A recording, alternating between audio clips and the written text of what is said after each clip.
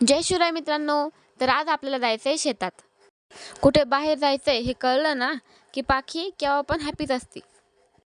सगळे शेतं पहा किती हिरवेगार आहेत.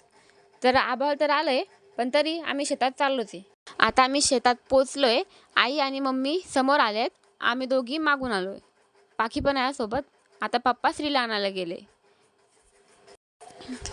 दीदीची आणि पाखीची एंट्री. पाखीसाठी शेत जरा नवीनच आहे. आम्ही आलो, जेवण करायसाठी शेतात आलो होतो. मग आईने आणि मम्मीने त्यांचं काम सोडलं आणि त्या आमच्याजवळ येऊन बसल्या. ती आई तिकडून समोरून येते आणि मम्मी लगेच येऊन बसली आणि पाखीला घेतलं तिने. घरून जे काही आणलं होतं ते मम्मीने वाढायला घेतलं, कारण सगळ्यांनाच भूक लागली होती.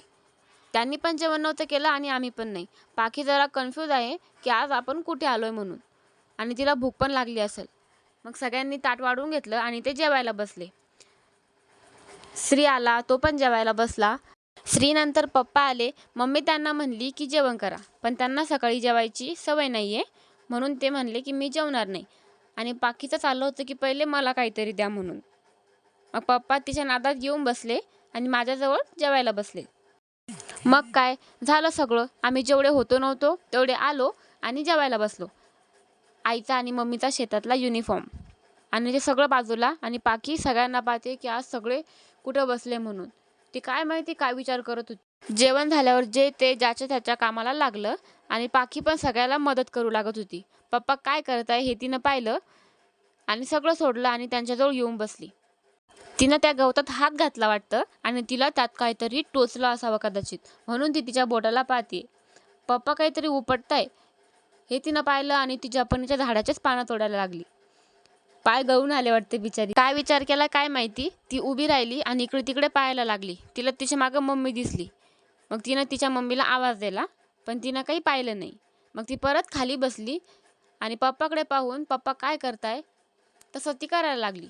तिला तर लय काही काही करा वाटत असेल, पण तिला नेमकं समजत नव्हतं की मी नेमकं काय करू.